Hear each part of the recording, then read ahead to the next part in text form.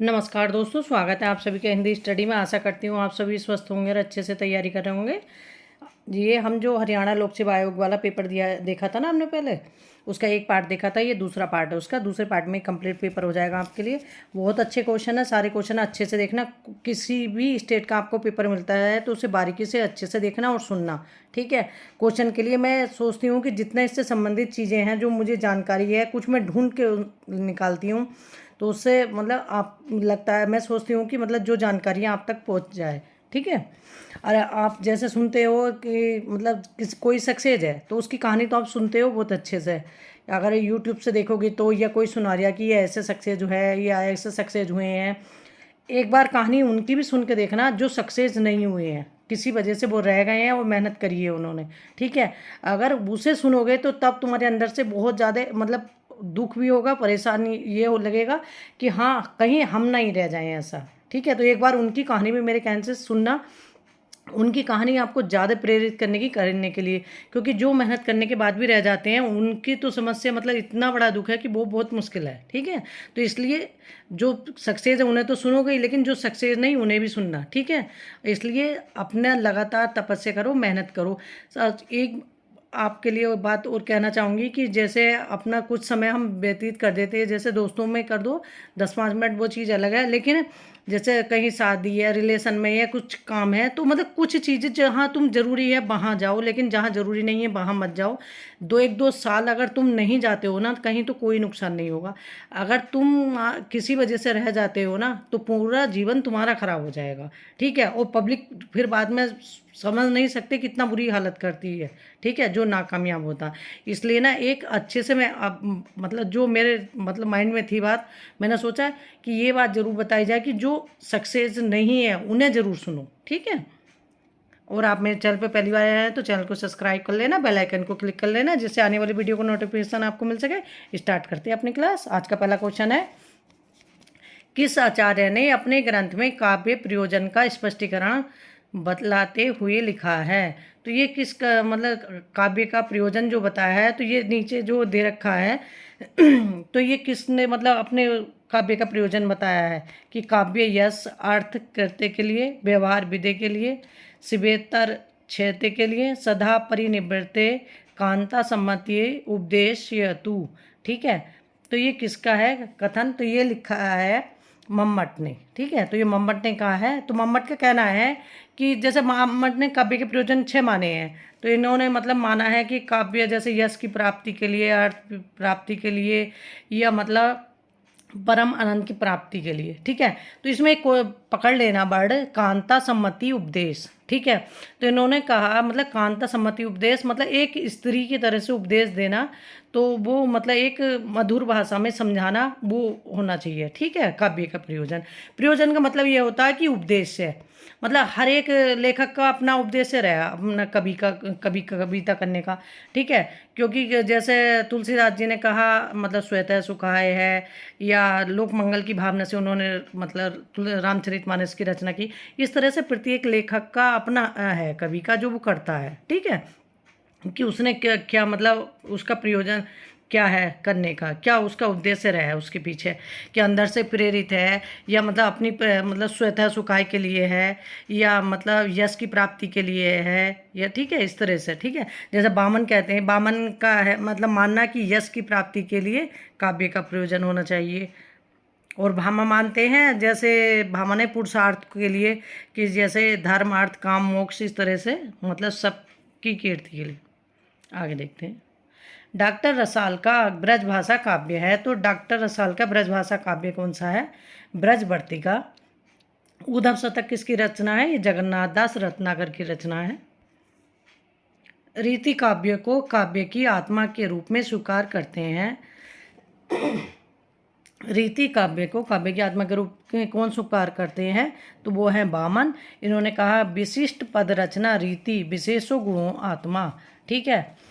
तो विशिष्ट पद रचना रीति है, तो इन्होंने ये किसने कहा है? वामन ने कहा है, ठीक। ये जो कही हुई बातें आती है ना, जैसे काव्य के बारे में, रीति के और वक्रोक्ति है, तो ये जो कुछ ही हैं मतलब गिने हुए, मैं कुछ तो डालूंगी जो ये उसके है एक दो वीडियो में आपको समझा के, अगर आप रट्टा मार के या उसमें से एक एक वर्ड भी पकड़ के पहचान करके भी अगर याद कर लेंगे ना, तो आपको कोई ज़रूरत नहीं पड़ेगी। ठीक है, ये क्योंकि पूरी पंक्तियाँ तो ये याद किसी के नहीं होती, तो इसमें से जैसे कुछ कुछ पंक्तियाँ कोई मिला लो कि ये इस लेखक की हैं, तो आसानी से समझ में आ जाती हैं। ठीक है, और रीति संप्रदाय के प्रवर्तक कौन है? वामन है रीति संप्रदाय के प्रवर्तक। और कौन, जैसे रीति मतलब कितने प्रकार की रीतियाँ होती हैं अगर पूछे एग्जाम में, तो रीति मुख्यतः वैसे 3 प्रकार की होती हैं, वैदर्भी, गौड़ी और पांचाली। अब पूछे गौड़ी रीति में मतलब कौन से गुण? गौड़ी रीति में ना समस्त गुण होते हैं, वो सॉरी दोस्तों, वैदर्भी रीति में, गौड़ी रीति में ओज गुण पाया जाता है और पांचाली रीति में माधुर्य गुण पाया जाता है। अरे जैसे अगर पूछ लें कि कुंतक ने कौन सी मतलब रीतियों को माना है, तो कुंतक ने माना है सुकुमार, विचित्र, मध्यम, मतलब ये 3 प्रकार की रीति मानी है। और भामा ने मानी है वैदर्भी और गौड़ी। विश्वनाथ ने कहा है विशिष्ट पद रचना रीति, मतलब सॉरी दोस्तों, विश्वनाथ ने कहा है पद संघटना रीति। ठीक है, तो अगर ये कथन आ जाए कि पद संघटना रीति किसने कहा है, तो ये विश्वनाथ ने कहा है। ठीक है, और वामन ने तो मतलब 3 ही रीति मानी थी, वैदर्भी, गौड़ी और पांचाली। अब ऐसे भी रीति आ जाए कितनी होती हैं, तो वैदर्भी, गौड़ी और पांचाली रीति। रीति का मतलब एक तरीके से होता है। ठीक है, जैसे कोई काम करने का तरीका कि किसके काव्य में कौन सी रीति ज़्यादा पाई जाती है, जैसे मधुरता किसके काव्य में ज़्यादा है, जैसे पांचाली रीति अपनाई तो वो मधुरता हो गई, गौड़ी रीति अपनाई तो ओज गुण हो गया, मतलब जैसे वीरता पूर्वक। ठीक है, ऐसा कुछ। ठीक, अर्थर कानर डायल से प्रभावित उपन्यासकार हैं, तो अर्थर कानर डायल से प्रभावित उपन्यासकार कौन से हैं, तो वो हैं गोपाल राम गहमरी। और ये अगर पूछे हिंदी में जासूसी उपन्यास के प्रवर्तक कौन है, तो गोपाल राम गहमरी हैं। और तिलस्मी एरी उपन्यासों के प्रवर्तक कौन है हिंदी में? देवकी नंदन खत्री हैं। ठीक है, और प्रेमचंद के उपन्यास तो हमेशा अच्छे से देख ही लेना, सेवा सदन, गोदान, कर्मभूमि, रंगभूमि, सब ये किसके हैं? प्रेमचंद के उपन्यास हैं। और किशोरी लाल का उपन्यास है लवंगलता और हृदयहारिणी, दोनों पूछे गए हैं इनके उपन्यास। आगे देखते हैं, जसहर चरित के रचयिता हैं, तो जसहर चरित किसकी रचना है? पुष्पदंत की रचना है जसहर चरित जो रचना है। और स्वयंभू की रचना कौन सी है? पहुँचरियों है। और अपभ्रंश के वाल्मीकि कौन कहे जाते हैं? स्वयंभू। और धनपाल की रचना है भविष्यत का। और अब्दुल रहमान की रचना है संदेश रासक। कविता प्रभावशाली रचना है जो पाठक या श्रोता के मन पर आनंदमयी प्रभाव डालती है। काव्य के संबंध में यह विचार किसके हैं?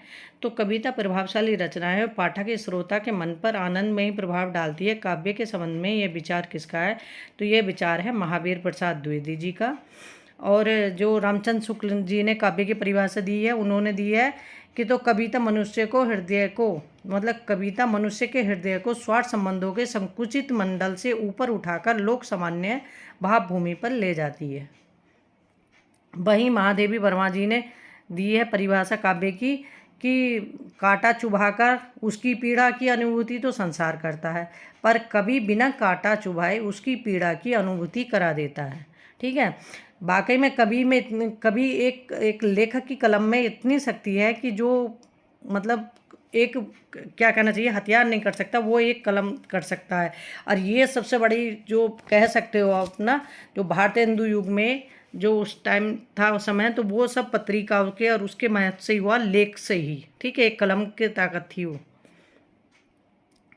जयशंकर प्रसाद ने कहा है, जयशंकर प्रसाद ने काव्य की जो वो दी गई है परिभाषा, क्योंकि ये सब पूछ लेते हैं, तो काव्य आत्मा की संकलात्मक अनुभूति है, तो ये किसने कहा है? जयशंकर प्रसाद ने। निम्न में से कौन सा ग्रंथ आइए रिचर्ड का नहीं है? तो आइए रिचर्ड का कौन सा ग्रंथ नहीं है? पोइटिका किसका है? अरस्तु का ग्रंथ है। Principle of literary criticism, practical criticism, philosophy of rhetorica, ये तीनों रचनाएं किसकी हैं? रिचर्ड की रचनाएं। चंदायन रचना कब हुई थी? तो चंदायन की रचना कब हुई थी? ये 1369 ईस्वी में। और किसकी रचना है चंदायन? मुल्ला दाऊद की रचना है चंदायन। ठीक है, और हिंदी सूफी काव्य की पहली रचना कौन सी है? चंदायन ही है। 1503 की ईस्वी की रचना है मृगावती कुतुबन की रचना है जो। ठीक है, और 1370 की रचना है हंसावली असायत की। और 1540 की रचना है पद्मावत जायसी की रचना। आगे देखते हैं, बिहार की 3 बोलियों का एक वर्ग बनाकर बिहारी नाम किसने दिया? तो बिहार की तीनों बोलियों का एक वर्ग बनाकर बिहारी नाम किसने दिया? तो ये दिया था ग्रेयर्सन ने। रामदहिन मिश्र कृत काव्य विमर्श का प्रकाशन कब हुआ? तो रामदहिन मिश्र की रचना जो है काव्य विमर्श, अगर क्वेश्चन में आ जाए काव्य विमर्श किसकी रचना है तो रामदहिन मिश्र की रचना है। इस तरह से क्वेश्चन को पढ़े करो, क्योंकि जैसे इसमें तो सन पूछ लिया, आगे पूछे तो काव्य विमर्श किसकी रचना है? काव्यदर्श तो डंडी की रचना है, ठीक है। काव्य विमर्श किसकी रचना है? रामदहिन मिश्र की रचना है। और इसका प्रकाशन वर्ष क्या है? 1951 ईस्वी। नवजागरण कालीन सुधारवादी संस्थाओं की शुरुआत का सही क्रम कौन सा है? तो ये सारी संस्थाएं हैं जो कि नवजागरण कालीन सुधारवादी संस्थाएं हैं, जिन्होंने किसी न किसी रूप में कुछ न कुछ सुधार किए हैं समाज में। तो वह ब्रह्म समाज और प्रार्थना समाज, आर्य समाज और थियोसोफिकल सोसाइटी। तो ऑप्शन इसमें हमारा खास सही होगा। और ब्रह्म समाज है राजा राम मोहन राय का, और प्रार्थना समाज है आत्मा राम पांडु का, और आर्य समाज है दयानंद सरस्वती का। Theosophical society Annie Besant. रोध रस का स्थायी भाव क्या है? तो रोध रस का स्थायी भाव क्या है? क्रोध है, ठीक है। सारे रस के स्थायी भाव और वो अच्छे से देख लेना, क्योंकि प्रत्येक पेपर में ये क्वेश्चन आने ही आने हैं। काव्य के कितने प्रधान भेद होते हैं? तो काव्य के कितने प्रधान भेद होते हैं? 2 होते हैं। एक तो दृश्य काव्य और एक श्रव्य काव्य। अपभ्रंश भाषा में लिखित रामचरित कौन सा है? तो अपभ्रंश भाषा में लिखित रामचरित कौन सा है? वो है पांचजन्य, स्वयंभू की रचना है पांचजन्य, ठीक है। और रामायण वाल्मीकि रचना है जो संस्कृत में लिखी हुई है। और रामचंद्रिका केशवदास की रचना है। और महापुराण पुष्पदंत की रचना है। निम्नलिखित में से कौन सा काव्य ग्रंथ अयोध्या सिंह उपाध्याय हरिओत का है? तो अयोध्या सिंह हरिओत की कौन सी रचना है? यह है पद प्रसून, पद प्रसून, प्रिय प्रवास, वैदेही उपन्यास, प्रेम पचीसी। ये किसकी रचना है? ये सब किसकी रचना है? सॉरी दोस्तों, प्रेम पचीसी तो ये रचना है मुंशी प्रेमचंद की, ठीक है। और ये देव सभा जो रचना है ये रामचरित उपाध्याय की रचना है। आगे देखते हैं। अलवार संतों की संख्या कितनी थी? अलवार भक्तों की संख्या कितनी थी हमें बताना, जो अलवार संत थे। तो इनकी संख्या थी 12, ठीक है। अलवार भक्त कितने थे? 12 थे। और 12 भक्तों में से इसमें एक महिला थी जिनका नाम था अंधाल या गोदा, ठीक है। और इनको दक्षिण की मीरा भी कहा जाता है। नहीं पराग नहीं मधुर मधु, नहीं विकास ही काल, अली कली ही सुवदियो, आगे कौन हवाल, ठीक है। तो ये पंक्तियाँ किसकी हैं? ये पंक्तियाँ हैं बिहारी जी की। और इन पंक्तियों की भाषा कौन सी है? ब्रज भाषा है। क्योंकि अगर जैसे ये रीतिकाल की पंक्तियाँ दे के पूछ लिया कि कौन सी भाषा है, अगर रीतिकाल की किसी कवि की पंक्तियाँ दे के पूछा जाए तो उसकी भाषा ब्रज भाषा होगी, कि रीतिकाल का मतलब रीतिकाल में ब्रज भाषा का स्वर्ण युग कहा जा सकता है, ठीक। निम्नलिखित आलोचकों में मार्क्सवादी समीक्षा के पक्षधर हैं, तो मार्क्सवादी परीक्षा समीक्षा के पक्षधर नहीं है, ठीक है। तो इसमें कौन से नहीं है? नहीं और सही हमेशा टिक करके अच्छे से पढ़ना एग्जाम में, ठीक है। एकदम से देखा कि अच्छा कौन से पूछ रहे हैं, क्योंकि इसमें तो 3 तो दे रखे हैं। एक अरे यहाँ शिवदान सिंह चौहान को अच्छे से दे, अरे रामविलास सिंह सर लगा दिया, तो ये बहुत ज़्यादा कन्फ्यूजन होता है और इससे ना हमारा बहुत ज़्यादा नुकसान हो जाता है एक क्वेश्चन से, ठीक है। तो सही और नहीं अच्छे से देखना क्वेश्चन। तो इसमें मार्क्सवादी पक्षधर कौन से नहीं हैं? वो हैं भगीरथ मिश्र, शिवदान सिंह चौहान, प्रकाश चंद्र गुप्त और रामविलास शर्मा। ये कैसे हैं?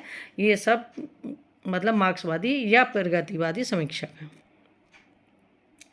अगर पूछे स्वच्छंदवादी आलोचक कौन है, तो वो है नंदुलारे वाजपेयी, और नामवर सिंह भी मार्क्सवादी आलोचकों में ही आते हैं।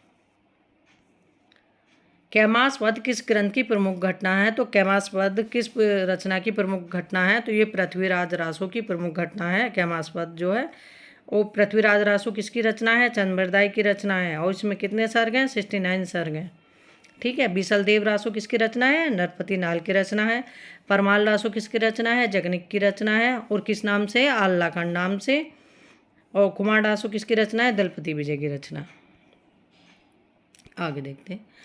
आर्य परिवार की भाषाओं का वर्गीकरण ध्वनियों के आधार पर करने की चेष्टा सबसे पहले किस विद्वान ने सुझाया था? तो आर्य परिवार की भाषाओं का वर्गीकरण ध्वनियों के आधार पर करने की चेष्टा सबसे पहले जो है ओस्कोली ने सुझाया था। तो इसमें ऑप्शन हमारा एक सही होगा। हिंदी दिवस कब मनाया जाता है? तो हिंदी दिवस 14 सितंबर 1949 को मनाया जाता है। और विश्व हिंदी दिवस कब मनाया जाता है? 10 जनवरी को मनाया जाता है। कछुआ धर्म किसका निबंध है? तो कछुआ धर्म किसका निबंध है? ये चंद्र शर्मा गुलेरी का निबंध है। मोरिस मोही कुंठाब और कछुआ धर्म किसके निबंध है? चंद्र शर्मा गुलेरी के निबंध है। और महावीर प्रसाद द्विवेदी का निबंध है संपत्ति शास्त्र उपन्यास रहस्य। बाल मुकुंद गुप्त का मतलब निबंध है शिव शंभू के चिट्ठे। और माधव प्रसाद मिश्र का निबंध है रामलीला और धृति और क्षमा। आगे देखते हैं। केंद्रीय हिंदी निदेशालय की ओर से देवनागरी लिपि तथा हिंदी वर्तनी का मानकीकरण का प्रकाशन कब हुआ? तो वो हुआ 1983 ईस्वी में। इश्कनामा किसका काव्य है? तो इश्कनामा किसकी रचना है? ये बोधा की रचना है। देखो ऑप्शन में बोधा और घनानंद दोनों दिए, और घनानंद की रचना कौन सी है? इश्कलता है। ठीक। और बोधा की रचना है इश्कनामा और विरहवारिस। और इश्कलता कोक साकार ये सारी किसकी रचना है? घनानंद की रचना है। भूषण की रचना कौन सी है? शिवराज भूषण है, जिसमें 105 अलंकारों का वर्णन है। केशवदास की रामचंद्रिका, कवि प्रिया, ठीक है, ये सब किसकी? केशवदास की रचना है। आगे देखते हैं। प्रकाशन वर्ष के अनुसार सही आरोही क्रम को मतलब अवरोही क्रम, ठीक है, इसमें अवरोही क्रम मांगा है इन्होंने। अवरोही का मतलब होता है उल्टा क्रम, ठीक है। आरोही का मतलब सीधा क्रम। तो अब सीधा अगर पता होगा तो उल्टा भी आप आसानी से टिक कर लोगे, ठीक है। तो इसमें ये है सांध्या गीत, निर्जा, रश्मि, तो सीधा याद होगा निहा, रश्मि, निर्जा और सांध्या गीत, इस तरह से है ये। तो ये किस में संकलित है? ये महादेवी वर्मा की रचना है और यामा में संकलित है, ये इनकी रचना है। यामा के लिए इनको ज्ञानपीठ पुरस्कार मिला था महादेवी वर्मा को। पश्चिमी हिंदी की उत्पत्ति किस अपभ्रंश से हुई है? तो पश्चिमी हिंदी की उत्पत्ति किस अपभ्रंश से हुई है? शोर सैनी अपभ्रंश से हुई है। और ब्राह्मण अपभ्रंश से हुई है सिंधी की। और महाराष्ट्री अपभ्रंश से मराठी की। और मागधी अपभ्रंश से हुई है बिहारी, बंगला, उड़िया और असमिया। हरिचंद मैगजीन पत्रिका का प्रकाशन वर्ष है। तो हरिचंद मैगजीन पत्रिका का प्रकाशन वर्ष क्या है? 1873 ईस्वी। बाद में इसका नाम क्या हो गया था? हरिचंद मैगजीन का बदलकर हरिचंद चंद्रिका नाम। और ये पत्रिका किसकी है? भारतेंदु हरिचंद की पत्रिका है। कनक कनकते सो गुने मादकता अधिकाय ए ओए खाए बोराए जग यही पाए बहराए, ठीक है। ये किस मतलब इसमें कौन सा शब्द अलंकार है? अलंकार कितने होते हैं? 3 शब्द अलंकार, अर्थ अलंकार, उभय अलंकार। तो इसमें कौन सा अलंकार है? शब्द अलंकार है। शब्द अलंकार में कौन सा है? यमक अलंकार है। अनुप्रास, यमक, श्लेष, वक्रोक्ति और विप्सा, ये कौन से होते हैं? शब्द अलंकार होते हैं, ठीक है। और यमक की अगर मान लो परिभाषा पूछने लगे तो यमक की परिभाषा होती है कि मतलब शब्द तो मतलब कोई एक से अधिक बार आए, लेकिन उसका अर्थ प्रत्येक बार अलग हो। मतलब जैसे कनक सोना, कनक धतूरा, 2 बार कनक कनक है लेकिन दोनों का अर्थ अलग अलग है, इस तरह से, ठीक है। तो प्रत्येक बार उसका अर्थ अलग होगा। अगर वक्रोक्ति में पूछे कि वक्रोक्ति का मतलब क्या परिभाषा है, तो जब किसी व्यक्ति के एक अर्थ में कही गई बात का कोई दूसरा व्यक्ति जानबूझकर दूसरा अर्थ लगा ले तो वो कौन सी हो जाएगी? वक्रोक्ति अलंकार। और जहाँ एक ही शब्द से अनेक अर्थ चिपके हुए होते हैं तो वो कौन सा अलंकार होता है? श्लेष अलंकार। और श्लेष का मतलब क्या होता है? चिपकना। कौन सी भाषा मध्यकालीन आर्य भाषा नहीं है? तो कौन सी भाषा मध्यकालीन आर्य भाषा नहीं है? संस्कृत मध्यकालीन आर्य भाषा नहीं है। संस्कृत जो प्राचीन आर्य भाषा है, ठीक है। भाषाओं को 3 काल मतलब आभास उसमें बांटा गया है कालखंडों में, जैसे है प्राचीन, मध्य और आधुनिक, इस तरह से बांटा गया है। तो प्राचीन में तो वो वैदिक और लौकिक संस्कृत आ गई, और मध्य में आ गई पाली, प्राकृत और अपभ्रंश। और आधुनिक भाषा में वो 1000 ईस्वी के आसपास से मतलब जो भाषा है वो खड़ी बोली की मान लो। आगे देखते हैं। निम्नलिखित में से कौन सी कहानी जयशंकर प्रसाद की नहीं है? तो इसमें से जयशंकर प्रसाद की कौन सी कहानी नहीं है? तावान। तावान किसकी कहानी है? प्रेमचंद की कहानी है। आकाशदीप, प्रतिध्वनि, इंद्रजाल, ये किसकी है? मतलब ये कहानी संग्रह है, ये हैं जयशंकर प्रसाद जी के। निम्नलिखित कहानियों में किसकी कुछ कहानियाँ इंस्टॉलमेंट में संकलित हैं? तो किसकी कहानी है जो कुछ इंस्टॉलमेंट में संकलित हैं? अगर ये ना पूछे तो पूछ ले इंस्टॉलमेंट किसका कहानी संग्रह है? तो ये भगवती चरण वर्मा का है, ठीक। अगर निराला का पूछे तो निराला की जो है, एक तो पूछा जाता है निराला की कहानी कि शकुल की बीवी या चतुरी चमार किसकी रचना है, ये निराला की रचना है। आगे देखते हैं। और भगवती प्रसाद वाजपेयी का पूछा जाता कि हिल्लोर, हिल्लोर किसकी कहानी है, भगवती प्रसाद वाजपेयी की। पश्चिमी हिंदी उपभाषा वर्ग में नहीं है, तो पश्चिमी हिंदी उपभाषा वर्ग में कौन सी नहीं है, तो इसमें बंगेली नहीं है, ये पूर्वी हिंदी की बोली है, अवधी बंगेली और छत्तीसगढ़ी, ब्रज बुंदेली, कन्नौजी, हरियाणवी और खड़ी बोली, ये किसकी हैं, ये पश्चिमी हिंदी की। हरियाणवी का एक नाम क्या है, कोरबी नहीं, हरियाणी का बांगरू है, और कोरबी का एक नाम क्या है, खड़ी बोली। देवकीनंदन खत्री का उपन्यास अनूठी बेगम कब प्रकाशित हुआ, तो देवकीनंदन खत्री का उपन्यास कौन सा है, अनूठी बेगम, और कब प्रकाशित हुआ, 1905 ईस्वी में प्रकाशित हुआ ये। आगे देखते हैं। 1903 में सरस्वती पत्रिका के संपादक कौन नियुक्त हुए, तो 1903 में सरस्वती पत्रिका के संपादक कौन नियुक्त हुए, तो वो महावीर प्रसाद द्विवेदी जी नियुक्त हुए, क्योंकि 1903 से 1920 तक महावीर प्रसाद द्विवेदी रहे, और 1920 के बाद जो रहे थे देवीदास शुक्ल रहे थे। और सरस्वती पत्रिका का प्रकाशन कब से हुआ था, 1900 से हुआ था। और पहले जो थे, पहले थे वे श्याम सुंदर दास। आगे देखते हैं। दब साहब पयास नामक अपभ्रंश में लिखित ग्रंथ की रचना किसने की, तो दब साहब पयास नामक अपभ्रंश में लिखित ग्रंथ की रचना किसने की, तो ये देवसेन ने की है। और देवसेन की एक रचना है सर्वाकाचार, ठीक है, जैन कवि है ना ये देवसेन, तो इनकी एक रचना है, हिंदी की पहली रचना कौन सी है, सर्वाकाचार, देवसेन की रचना है। और आशुक कवि की रचना है चंदनवाला रास, शालीवास सूरी की रचना है बाहुबली रास, भारतेश्वर बाहुबली रास, और जिन धर्म सूरी की रचना है स्थूलीभद्र रास।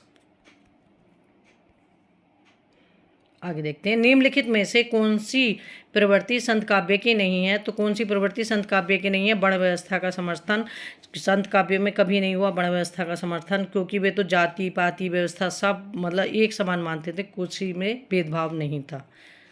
इसमें जो सही है उन्हें भी देख लेते हैं। रहस्यवाद की अभिव्यक्ति हुई है, वो भी सही है, बाह्य आडंबरों का खंडन भी है, गुरु की महत्ता का वर्णन भी है संत काव्य। भाषा और समाज ग्रंथ के लेखक का नाम है, तो भाषा और समाज ग्रंथ किसका है, ये रामविलास शर्मा का है।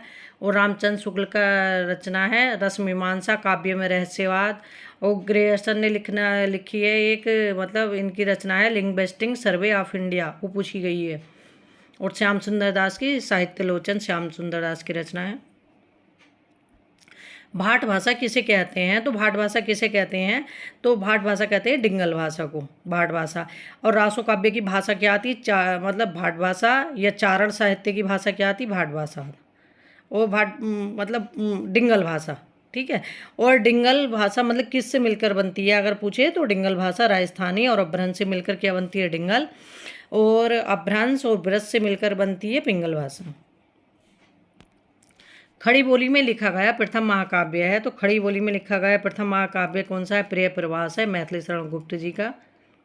साकेत रचना किसकी है, मैथिली शरण गुप्त की। कामायनी जयशंकर प्रसाद की रचना है। रामायण किसकी रचना है, ये वाल्मीकि जी की रचना है।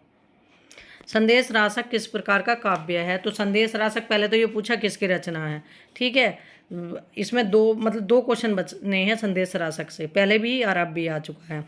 तो संदेश रासक किस प्रकार का काव्य है, ये मतलब दूत काव्य है, और धर्मेतर रास ग्रंथ भी है। अगर आए कि धर्मेतर मतलब धर्मेतर रास ग्रंथ कौन सा है, तो वो है संदेश रासक। इसमें वियोगनी है, मेरे ध्यान से उतर है, एक वियोगनी है, उनकी विरह का वर्णन है। हिंदी साहित्य का उत्तर मध्यकाल को रीतिकाल किस कवि ने कहा है, तो हिंदी साहित्य के उत्तर मध्यकाल को रीतिकाल किसने कहा है, रामचंद्र शुक्ल ने। और मिश्र बंधुओं ने क्या कहा, अलंकृत काल। विश्वनाथ प्रसाद मिश्र ने क्या कहा, श्रृंगार काल रीतिकाल को। आदिकाल के नामकरण और रीतिकाल के नामकरण अच्छे से देख लेना, क्योंकि जैसे अब ये पूछे ना तो ऐसे ही पूछते रहते हैं। धराधर धावन शीर्षक से कालिदास के मेघदूत का अत्यंत सरस पदबद्ध अनुवाद निम्न में से किसने किया, तो धराधर धावन शीर्षक से कालिदास के मेघदूत का अत्यंत सरस पदबद्ध अनुवाद किया है राय देवी प्रसाद पूर्ण ने। और ये रामचरित उपाध्याय जो है ये द्विवेदी युग के कवि, अगर सूक्तिकार के रूप में पूछे जाए तो सूक्तिकार के रूप में कौन प्रसिद्ध हैं, तो रामचरित उपाध्याय है द्विवेदी युग के जो हैं। साहित्य लहरी के रचयिता कौन है? तो साहित्य लहरी किसकी रचना है? तो साहित्य लहरी को तो सभी बता देंगे, सूरदास जी की रचना है। सूरसागर साहित्य लहरी किसकी रचना है? सूरदास की। और अगर पूछे दृष्टिकूट पद सूरदास की किस रचना में है? तो साहित्य लहरी में है। और अपनी वंश परंपरा का इन्होंने वर्णन जो किया है वो साहित्य लहरी में ही मिलता है, सूरदास जी ने। इनमें से बौद्ध धर्म की भाषा है, तो बौद्ध धर्म की भाषा कौन सी है? पाली है। और अगर जैन धर्म की भाषा पूछे तो कौन सी होगी? प्राकृत है। आगे देखते हैं। निम्न में विष्णु संप्रदाय को किस संज्ञा से अभिहित किया गया है? तो विष्णु संप्रदाय को किस संज्ञा से अभिहित किया गया है? तो वह है रुद्र संप्रदाय। अब देखो ये सारे संप्रदाय अच्छे से देख लेना। ब्रह्म संप्रदाय, सनकादि संप्रदाय, द्वैतवाद है, द्वैतवाद, ठीक है, ये सारे अच्छे से देख लेना। इससे एक क्वेश्चन प्रत्येक एग्जाम में आता। कुछ चीज़ें ऐसी होती हैं जिनसे एक क्वेश्चन एग्जाम में आना ही है, तो उन्हें तो हमेशा सबसे पहले तैयार करो, बाकी आगे तैयार करो। क्योंकि ये क्वेश्चन पेपर देखने से क्या अनुमान लगता कि जैसे तार सप्तक से, अष्टछाप से, संप्रदाय से, और ये वो एक और मैं भूल रही हूँ, तो इनसे 3-4 चीज़ों से हमेशा क्वेश्चन आना ही आना है। अरे एक जो ये साहित्य अकादमी पुरस्कार हैं, ये आगे देखते हैं। निम्न में कौन सा नाटक मोहन राकेश का है? तो इनमें से कौन सा नाटक मोहन राकेश का है? तो लहरों के राजहंस मोहन राकेश का नाटक है। मोहन राकेश के सारे नाटक पूछे आते हैं एग्जाम में, जैसे आषाढ़ का एक दिन और लहरों के राजहंस, और एक इनका और है मैं भूल रही हूँ। तो ये इनके नाटक पूछे आते हैं सारे। अंधा कुआं किसका नाटक है? अंधा कुआं नाटक है ये लक्ष्मी नारायण लाल का। और डॉक्टर नाटक है विष्णु प्रभाकर का। कोणार्क नाटक है जगदीश चंद्र माथुर का। आगे देखते हैं। साहित्य में प्रयुक्त भाषा के आधार पर नामवर सिंह ने अपभ्रंश के कितने भेद किए हैं? तो साहित्य में प्रयुक्त भाषा के आधार पर नामवर सिंह ने अपभ्रंश के कितने भेद किए हैं? 2, पूर्वी अपभ्रंश और पश्चिमी अपभ्रंश। आगे देखते हैं। पाश्चात्य काव्यशास्त्र इतिहास सिद्धांत और बाद पुस्तक के लेखक हैं। पाश्चात्य काव्यशास्त्र इतिहास बाद सिद्धांत के लेखक कौन है? वो है डॉक्टर भगीरथ मिश्र। डॉक्टर नागेंद्र का पूछा है आस्था के चरण किसकी रचना है? डॉक्टर नागेंद्र के। आगे देखते हैं। नासी के 2 पाख्यान के रचयिता हैं। तो नासी के 2 पाख्यान के रचयिता कौन है? सदल मिश्र हैं। और सदल मिश्र की जो नासी के 2 पाख्यान है, अगर आ जाए कि चंद्रावती किसकी रचना है, तो नासी के 2 पाख्यान का दूसरा नाम चंद्रावती भी है। या पूछ ले नासी के 2 पाख्यान का दूसरा नाम क्या है? चंद्रावती है। और सदल मिश्र और लल्लूलाल ये ऐसे थे 2 लेखक, मतलब जो भाषा मुंशी थे, खड़ी बोली के जो रखे गए थे फोर्ट विलियम कॉलेज में, जो भाषा मुंशी के रूप में जाने जाते, सदल मिश्र और लल्लूलाल। और खड़ी बोली में तो इन चारों का ही महत्वपूर्ण योगदान है, सदा सुखलाल का, इंशाअल्लाह खां का। इंशाअल्लाह खां की रचना है मतलब रानी की केतकी की कहानी। और रानी केतकी की कहानी का दूसरा नाम क्या है? उदयभान चरित है। और सदा सुखलाल की रचना कौन सी है? सुख सागर। लल्लूलाल की प्रेम सागर है। ठीक, इस तरह से ये सारे इनसे क्वेश्चन पूछे आते हैं और पूछने भी चाहिए, क्योंकि खड़ी बोली के जो मतलब इतनी महत्वपूर्ण भूमिका इनकी रही है। और हमेशा ये ज़रूर देखना कि जिनकी महत्वपूर्ण भूमिका इतिहास में रही है उनसे क्वेश्चन हमेशा बनने हैं। ठीक है, आज के अपने ये क्वेश्चन कंप्लीट हो गए। आगे के अपना आधुनिक काल के हैं, कुछ केंद्रीय विद्यालय का एक आध पेपर है मेरे पास, जो भी मतलब मुझे मिलता है कहीं से, तो मैं कोशिश करूँगी कि एग्जाम पेपर दिखाऊँ तुम्हें कि क्या चीज़ें बार बार आती हैं। और कितना मैं इसीलिए एक्सप्लेन करके बताने की कोशिश करती हूँ आपको कि मतलब एक क्वेश्चन से 4 क्वेश्चन और मिले आपको। ठीक है, और अपना लगातार अभ्यास, प्रैक्टिस और प्रयास मतलब करते रहो। जो मतलब कहते हैं नहीं, तो जो गिरना जानता है ना, गिर के उठना जानता है, सफल वही होता है, ये हमेशा ध्यान रखो। तो अगर तुम सफल हो, ये नहीं कि हम सफल नहीं होंगे अगर इस बार रह गए, तो ऐसा नहीं है। और कुछ तो मतलब पहले प्रयास में ही हो जाते हैं। तो अपने मन में कभी भी मतलब हीन भावना मत लाओ, अच्छे से तैयारी करो। और अब ये भी कभी मत सोचना कि वो हमसे होशियार है, कोई होशियार नहीं होता, बस अपने को होशियार समझो, मतलब अपने अंदर कॉन्फिडेंस लाओ और अच्छे से तैयारी करो। ठीक, थैंक यू दोस्तों, मैं वीडियो देखने के लिए।